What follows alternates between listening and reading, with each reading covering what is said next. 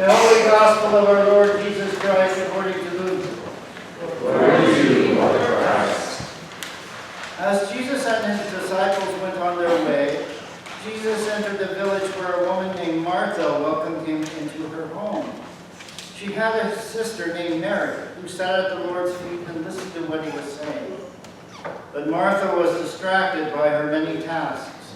So she came to him and asked, "Lord, do you not care that my sister has left me to do all the work by myself? Tell her then to help me." But the Lord answered her, "Martha, Martha, you are worried and distracted by many things. There is need of only one thing. Mary has chosen the better part, which will not be taken away from her." The Gospel of the Lord. Praise to you, Lord. Please pray with me. Lord God, thank you for the gift and blessing of this day, for your holy and life-giving presence here with us, Lord, for the hope and joy you have caused to dawn in our hearts. And we pray, Lord God, that you would speak to us. Lord, there's so much competing for our attention in this world. And Lord, we pray that you would give us the ability to pause this morning. To pause and to listen and to hear your still small voice reaching out for us. Lord, draw us into a deep and profound relationship with you. Lord, bring joy and peace where we are frustrated or lost. Fill us with your hope and your grace. And we pray this in Jesus' holy name. Amen. Amen. Please be seated. Morning.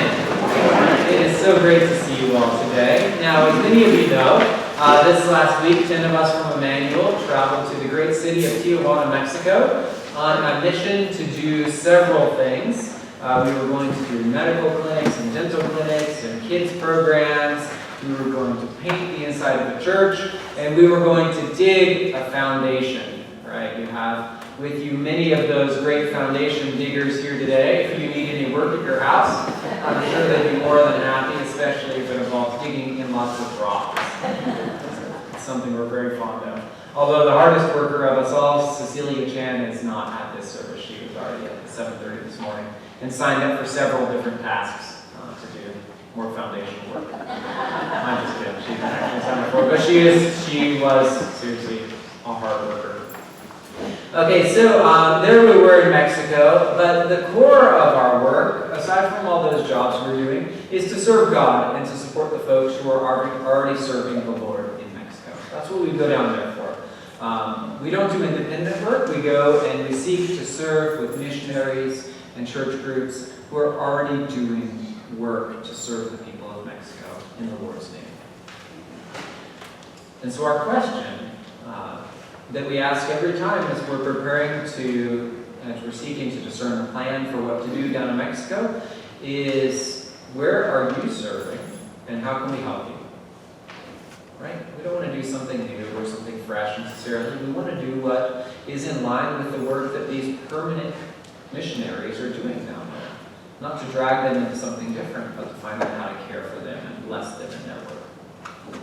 And so we found ourselves a week ago today, serving with a team of Mexican dentists and dental assistants, a Mexican doctor, and in conjunction with a Mexican Baptist church in a neighborhood in Tijuana. Now that Baptist church, had set up a stage and some huge speakers in the park right next to an enormous street market where you could go and get everything that you might want on that Sunday morning. You could get some electrical wire, you could get some fresh fruit, you could get yummy carnitas tacos, you could get anything you happen to want. Tail lights for your car, right? It's all there available for you. And so, needless to say, this park where we were setting up was electric with activity. We came on the scene and we parked our van right there in the park. I don't know if that's how it got its name. And we were unloading our gear and we began to set it all up. There were in our team, like I said earlier, 10 of us gringos, 12 or so of the dental folks, a Mexican nurse and her mother and her husband and 2 children who work with us every year. They're from central Mexico and they come out and they serve with us during the week. and then a pack of folks from the church as well. All there trying to set up our stuff in this little dusty wedge of a park, surrounded by a packed road and a street market. Did I mention the stage and the speakers already? They kind of loomed large over this Sunday morning. The stage was flanked. It had all been handmade. The stage had been handmade, right? They built it right there. Plywood and 2x4s, put it right together right there in the middle of that park. And it was flanked by a stack of speakers on each side that looked like they were ready to fill a structure like the Oakland Coliseum with sound. Right? I mean, they were incredibly huge speakers. And they were getting their money's worth out of them that Sunday morning. I think it was turned up to 11. Almost as fine as that, right? There was sound everywhere. You could see like the dirt vibrating on the ground. I mean, it was incredible the amount of sound. Now, in the midst of this auditory onslaught, we English and Spanish speakers were trying to set up a giant tent. And when I say giant, I don't mean like Coleman size. I don't even mean the big ones you can buy at Costco. I mean like 40 feet long and like 12 feet tall. This thing is huge. And none of us had set it up in years. Right? And it was not a kind of tent that goes up naturally, right? It's made of all these different pipes that all look the same but are different lengths. It's got these joints with like 4 different protrusions on them. It has all kinds of different things in there. And nobody's entirely sure how to set it up because it's been years since we've done it. And in those intervening years, pieces have gone missing. And the third thing is that there were no instructions. Right? So there we are trying to piece this together. The sound from the speakers as they're booming some Christian rock is going. We're trying to yell across this giant 40-foot structure at each other, and it's like Mexicans and Americans trying to figure out how to work together and put this thing. Everyone has their own idea of how it's going to go together. It was chaos, right? Total chaos. At this point, let's pause for a moment and look around the park together. Right? Earlier in that day, as soon as we had unpacked our stuff from the vans, I had set up a pop-up tent and a couple tables to be used for children's activities that we had planned for that day. I'd set it up. I wanted to have shade and have plenty of space for the kids to be able to do the arts and crafts and read Bible stories together. I wanted to make sure that was going to happen. And I looked over at that tent, that pop-up and those tables, and I noticed that they were moving. Now, it wasn't the speakers this time, but it was the dental clinic were commandeering those supplies, right? So the chairs were leaving the tent, the pop-up was moving, and it was all being absorbed into another aspect of the ministry. And when I saw that tent and those tables being taken away, I went to like right there. Right? You know where right there is, don't you? Or maybe you don't. You probably never get there. Right? But some of us do. Some of us have to confess that we get there, right? That place where you feel the grip on your emotions begin to loosen. Right? You feel it go from like steady and firm in your hands to like just maybe your fingertips or maybe just your fingernails or only a couple of them holding on, right? And you're starting to shake. Your hands are. You realize that just the smallest nudge or the next bass tone can put you right over the edge, right? You know that feeling. And there I was, watching my plans fall apart and fighting with that crazy tent. What was going on? I mean, I was there to serve and to support and to sacrifice for the glory of God, and here were these other folks getting in my way. Right? Getting in my way of serving. And it was at that moment, that God in His grace stopped me.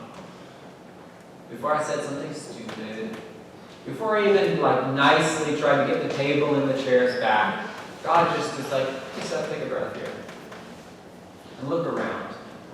And so I kind of came out of my head and came out of my anxiety and frustration, and I looked around the rest of the park.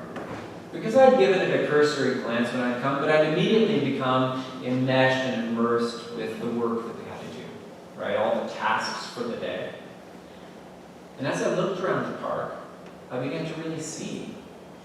And I realized that just on the other side of this massive tent that we were putting up, the church had already set up 2 other pop-up tents.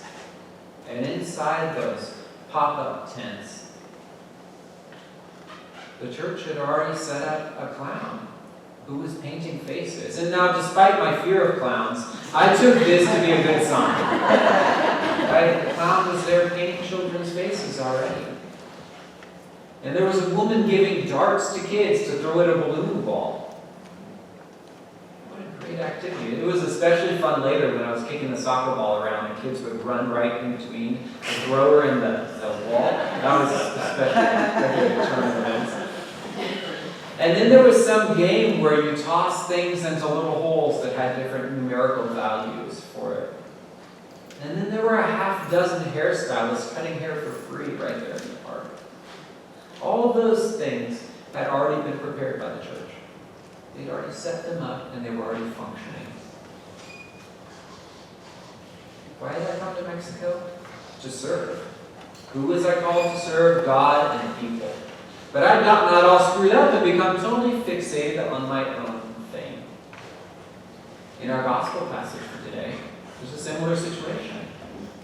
Martha's working hard to care for Jesus, to make lunch, clean up the house, get things ready. And what's Mary doing? Nothing. Nothing, right? Just sitting at the feet of Jesus and listening. The passage tells us that Martha is distracted by her many tasks. Those things she is doing for Jesus are not making her feel better either, because she is fretful and disconnected. And she complains to Jesus in the midst of her anxiety and frustration. She says, Lord, do you not care? A great line, right? Lord, do you not care that my sister has left me to do all the work by myself? Tell her then to help me. She sees that the thing that she identified as most important is not getting done. So she brings it up to God that Mary should change what she is doing and come and help her. But instead of chastising Mary for being lazy and unhelpful, Jesus answers her, Martha, Martha, you are worried and distracted by many things.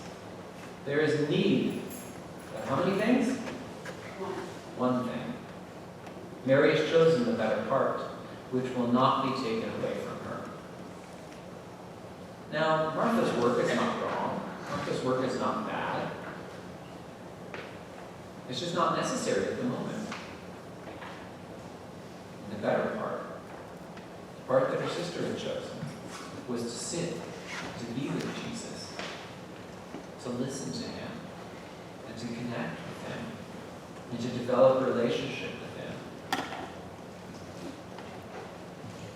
In Mexico, I had chosen a part that I was focused on. It was the part I felt that I needed to champion because no one else was going to do it, right? I had to go and do this. I was going to care for the kids. Jesus showed me that that part had already been taken care of.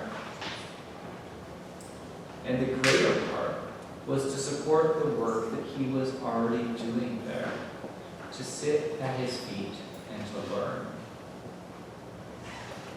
And that afternoon, in that dry patch of a park, as the sound of an evangelist's voice boomed through those speakers, and under that massive tent, which against all odds did go up and did provide shade, 6 people committed their lives to Jesus Christ.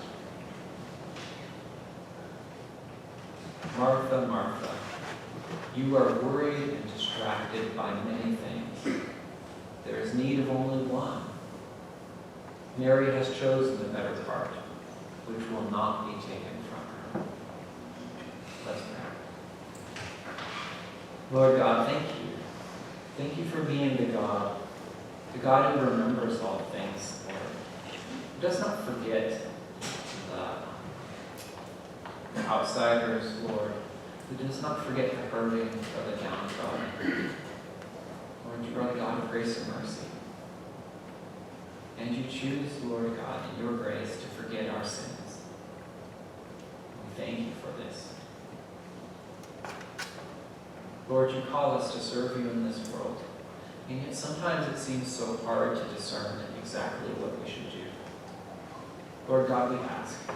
We ask for your guidance and your mercy, that we would be given your wisdom and an ability, Lord, to serve you with zeal in our hearts, and yet to have our eyes open, Lord, to make sure that those ministries do not interfere with the work that you are doing, and that ultimately do not interfere with our relationship with you. Lord, thank you for those who did hear the good news and opened their hearts to receive it, Lord. We pray that you would continue to do your good work in their lives, Lord, that they would be established in the church, Lord, and come to know you and know you more and better each and every day. We pray that you would bless all those who took part in those ministries that day, Lord, that you would encourage them by the work that they did, Lord, but most importantly, encourage them in their walk with you. Lord, thank you for this church and those who are gathered. We pray, Lord God, that you would help us to have ears open to hear your voice, Lord. To have eyes open to see what you are doing around us. And to be willing to drop whatever is our focus at the time, Lord. To do what you call us to do. Even if it is just sitting at your feet. And we pray this in Jesus' holy name.